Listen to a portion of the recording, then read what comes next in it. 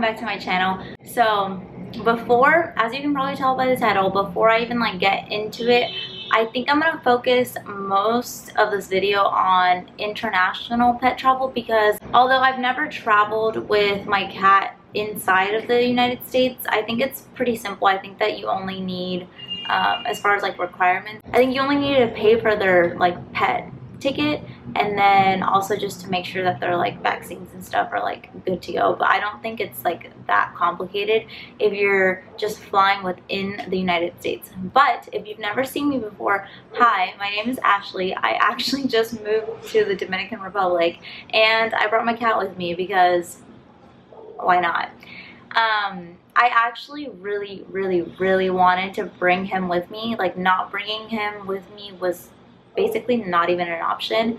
I wanted to go through and kind of like break down the steps that you have to take and like the things that you have to do, everything that you should know with the cat, with flying, with the airline, everything, because I almost this close was not able to bring him, which is, you know, partially my fault for not planning ahead. So with that being said, the first thing that you need to do is plan. You need to plan ahead like months, and I did do that. Like, I knew that I was going to move here months ahead, and I knew that, for example, my cat does not like to leave the house. He has like, anytime that I would have to take him to the vet or take him to my mom's house if I was going out of town or anything, he absolutely hates the cat carrier, will fight me to not go in the cat carrier. So I was doing some research online, and I found out that you have to like get a whole new cat carrier, make the cat like the cat carrier. So what I did was I bought this from Amazon, and I think it was like 20 bucks, but it's one that first of all fits the like airline requirements. So like I'll go into that in a second, but I bought this because I wanted it to be, see, like, he doesn't like hate it. So what I did was I bought a whole new carrier. I basically like threw away the other one. I put this one under his cat tree.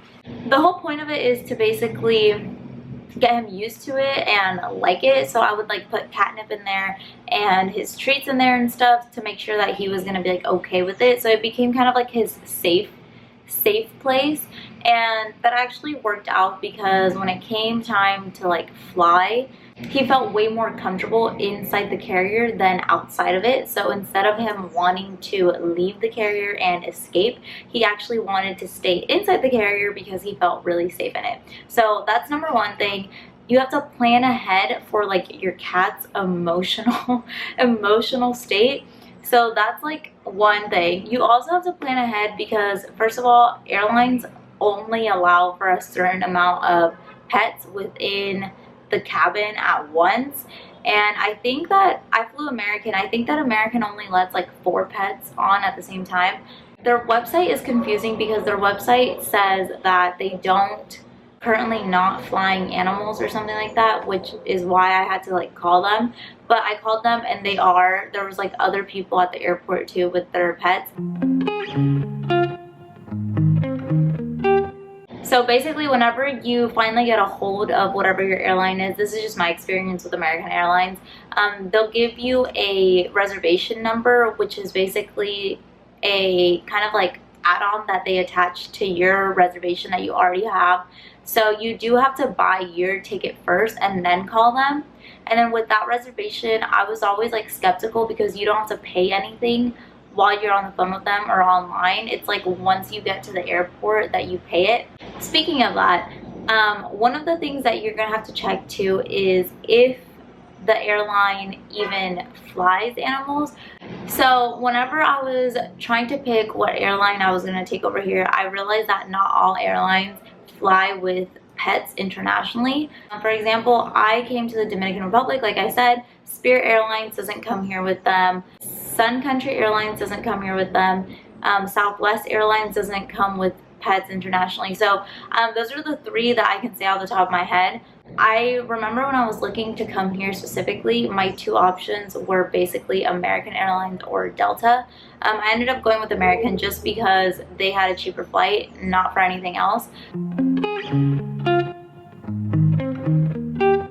Once you pick your airline, once you do all that, the airline itself has specific requirements based on their airplanes and stuff on what type of animals can fly in cabin, what weight they can be, what size their carrier has to be. So one of the reasons why I really wanted to make this video is because I kind of got like slapped in the face in the middle of all this process by the International Health Certificate. So I'll go into that in a second. But whenever I was on the phone with American Airlines, they told me that the dimensions for an in-cabin are 19 by 13 by 9. So I mean, if you go on Amazon or anywhere and you look up like pet in-flight carrier or something, that's just what I looked up for this, and then I made sure that the dimensions were right, and I didn't have any problem with that. Although it didn't fully fit under my seat, they don't really care as long as it's like as long as it's soft, so that it kind of can just go under your feet. I'll insert a video here of like what it looked like, but it didn't go fully under the seat, which it's supposed to. So just be mindful of that, and don't get a hard carrier because they are way more strict with that. As long as it's soft, I think that you'll be fine, as long as it's like within somewhere close to the dimensions. But they said 19 by 13 by 9, and then the documents that they told me that I needed to have were a international vet certificate, that you need 72 hours before departure and that you will be traveling. You also need to have a rabies vaccine that has been given to the animal within the last year, and then the certificate of vaccination has to be good for only 10 days. So you have to go and get a certificate of vaccination within the last like 10 days before you travel. With that being said, I'm going to go into like the International Health Certificate thing because I did not know it was that complicated, which it ended up not being that complicated.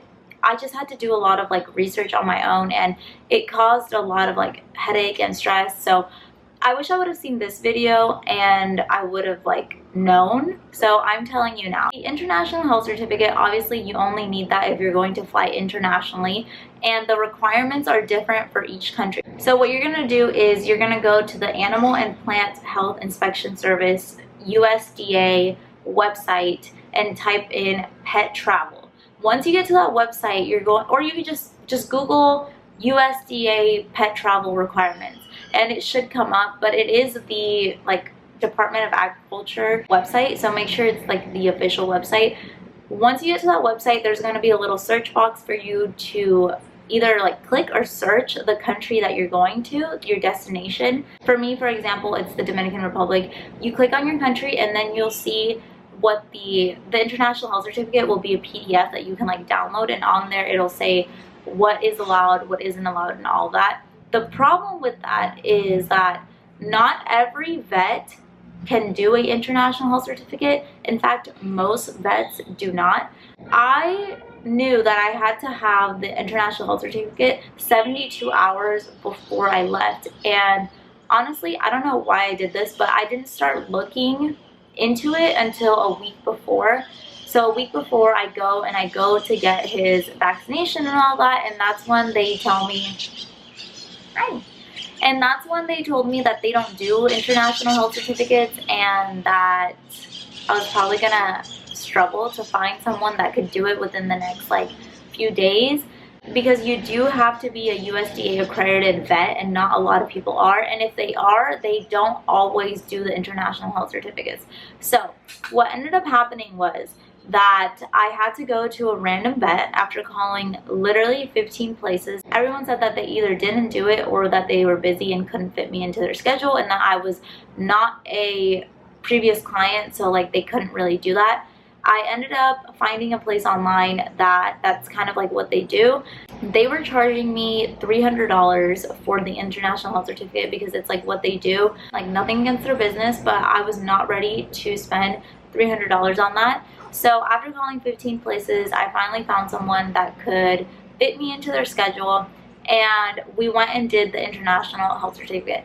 But it doesn't end there. The international health certificate has to be sent over to Austin, Texas. Mind you that I live in Dallas, Texas. It has to be sent over to Austin, Texas. Then it has to be signed, approved by the USDA, and then sent back. Once it's sent back to you and it's approved, you're not guaranteed that it's going to be approved. Then you can use that international health certificate to go on about your day. I was very, very, very lucky and blessed that the Dominican Republic actually allows for an electronic signature, which once you go into the USDA website and you type in your destination country and all that, it'll tell you on there. I'm actually gonna just show you. Once you go to the USDA website, you'll see here to the Dominican Republic, that's the country that I'm going to. It says that you need a USDA accredited vet to sign the signature, but it also says that a electronic signature is accepted and that it can be endorsed digitally. To be honest, that really saved me. If the Dominican Republic didn't accept it electronically, then I probably would have had to change my flight and all that. So I'm really glad that I at least started to look into it a week before and I got it figured out. Me explaining it, it doesn't sound as complicated, but I swear every vet that I talked to had no idea. I would call the USDA and they had no idea. They would just, like, I really had to figure it out on my own. And I was the one that told the vet, like, hey, look, they accept it electronically. Like, can we at least try? Please, like, at least just do it and send it over, and if they send it back to us, then like I'll be happy and I'll be so grateful. But moral of the story is you have to do your own research, because sometimes like the vets and the nurses and stuff don't really know. And then calling the USDA is equivalent to calling nothing, because they really had no idea. They transferred me over to like 4 different people and none of them knew, and I eventually just hung up and looked at the information myself. So once you have your health certificate, you have your vaccines and all that, then you are good to go and you can go on about your day and get to the airport. Now, I want you to keep in mind that I've been mentioning the Dominican Republic a lot because this really differs if you're going to a different country. Like I said, you need to go and see what your country's requirements are and then go from there, because this is just for this specific country. I was actually told that the Dominican Republic has one of the most lenient laws when it comes to traveling with pets, so I can't imagine what other requirements these other countries have. They even told me that in China you have to put your pets into like quarantine for 30 days. It's actually really scary, because if your pet doesn't follow all the requirements, and for example like your rabies vaccine isn't up to date, and somehow, like I was saying, if somehow you get here and your rabies vaccine isn't up to date or something like that, they actually will put your pet down. So it's something that you really have to investigate, do your research, find the answers for yourself.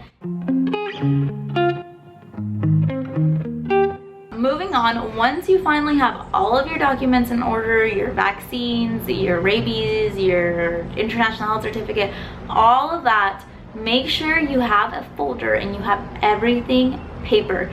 Now, for example, my international health certificate was signed electronically, but I went and printed it out because you have to have the physical paper.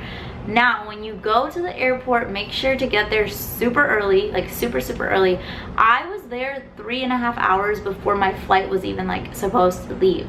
You know, you're supposed to be there like 2 hours early. I went 3 hours early, and I really didn't have that much time to just like sit around and wait, because the ticket agents, they'll really investigate like a lot. She was like literally like trying to find the smallest errors on my paperwork. I was at the counter for at least 30 minutes of her just like inspecting all the things that I had and all of that. Apart from that, once you finally make it past the ticket agent and you've paid your pet fee, you've dropped off your luggage, all that, now you have to go through security. Now at security, you do have to take your pet out of the carrier. I was really nervous for this, and I had even like practiced putting the collar on my cat and like walking him around to see if he would like get used to it, but it didn't work. He was not happy with it. But what you can do is, and I already knew this going into it, and this is what I asked for, you can ask for a private room to do your screening and they'll let you do that. But I don't know what was happening that morning. Maybe it was too early in the morning, or I don't know what, but these security agents were not having it. She literally wanted me to put my cat through the thing, and I was like, what? Like, through the machine? Like, I swear they just didn't, like, it must have been like both of their first days working. I asked for a private room and they both looked at me like I was like speaking in a different language, and it was honestly like really frustrating because I was leaving my country. Like, I was sad. There's like a lot of emotions like going through me, and then plus I have to like deal with my cat, and then these two ladies don't even know how to like do their job, and I was like I was so frustrated. I almost started crying. So finally I go into the private screening room, which is basically just like an office that they've let you like go in so that they can like pat you down and like pat the cat down and make sure that there's nothing like in the carrier. Once you do all that, then you basically just go on about your day and you get on your plane and you're good to go. Now on the plane, I know a lot of people think that your cat's gonna be like screaming or like crying, and honestly I didn't have that experience, and he does scream and cry in the car, but I think that he was so scared or like nervous, and he felt pretty secure like in his cat carrier that he really only made like noises sometimes. During like the 3-hour flight, I think that there were maybe like 2 minutes total where he just like needed attention, so I would open up his little like zipper, and because you can't take your cat out like of the carrier, but I would open the little zipper and just like pet his head and like make him feel, I don't know, like he was like fine. And overall it was not a big deal. I actually sat next to a lady who had like this beautiful cat, and we were like talking about cats the whole time, like two like old cat ladies, so that was fine. And then once you get to your destination, for me, for example, I went from Dallas to Miami, and then in Miami I was there for like an hour. That was normal.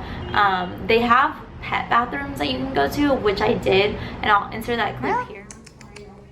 Oh my gosh. Okay, so this is the I'm in the Miami airport, and this is like the bathroom they have for animals, and some dog literally just peed right here and they didn't even care to clean it up. But I mean, I guess this is cute if you have like a dog. I got this like portable cat litter box, which I don't know, I need him to use the bathroom because he hasn't.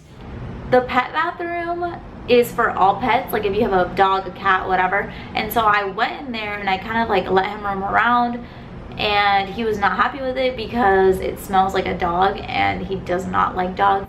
One of the other things that I got that was super helpful is this portable cat litter box, and it honestly like folds down into like just like a little pouch thing, but I don't feel like doing that right now. That was super helpful. Even though he didn't use it, it's good to have, because what if he did need to go to the bathroom? So basically when I got to Miami, I pulled out the cat litter box and I put some cat litter in it. I also had these puppy pads just in case like something went wrong, but I actually didn't use them at all. He didn't go to the bathroom the whole time, and mind you that we got to the airport probably at like 3 a.m., 2 a.m. and I didn't land in the Dominican until like 4. I wasn't home till like 4:30, 5 o'clock, and he didn't have to pee, but he also didn't eat or drink anything that day. So I mean, I think that it's one of those things where it's good to have just in case. Like, I wouldn't recommend not bringing the things. Definitely bring them. I also had like water and food, but he just was scared, like nervous the whole time. But whenever I was in Miami, I tried to like bring him out a thing, and like we walked around in the airport. I made like this little thing in one of the corners where there was like really like nobody. I recommend just finding somewhere in the airport where there's not that many people, where you can just like bring him out for a second, bring him or her out for a second, and then let them explore. But for the most part, if your cat is anything like mine, they just want to be inside their carrier and they basically want to get it over with and be home. I think that covers everything. If you have any other questions, comment them down below. I'm happy to answer them. The process was a lot more stressful leading up to it because nobody would give me like clear answers, and I've never done this before and I couldn't find like clear information on it. So that's why I wanted to make this video. I hope that this helps somebody, even if it's just one person, because I would have loved to know this information. If you're moving to a different country, I would love to know where, when, and why. Everyone here thinks I'm crazy that I brought my cat with me, but it's also like the culture here, people don't really care for cats, or I don't know, you wouldn't take your cat with you if you moved. But I'm so glad that I brought my cat. There's days, because I work from home, that I don't even see anybody else, but it's nice to have my cat with me. And yeah, I'm just a old cat lady already at the age of like 23. But thank you so much for watching. I hope you enjoyed this video. I hope that this video was informative for you, and if you have any other questions, like I said, just comment them down below and I'm happy to help. If you're not already subscribed and you made it to this point, what are you doing? You're already here. Go ahead and subscribe, and comment down below what other stuff you guys want to know about the Dominican Republic, because I'm still kind of scared to vlog in front of people, but who cares, right? That's all I have to say. Thank you so much, and I'll see you next time.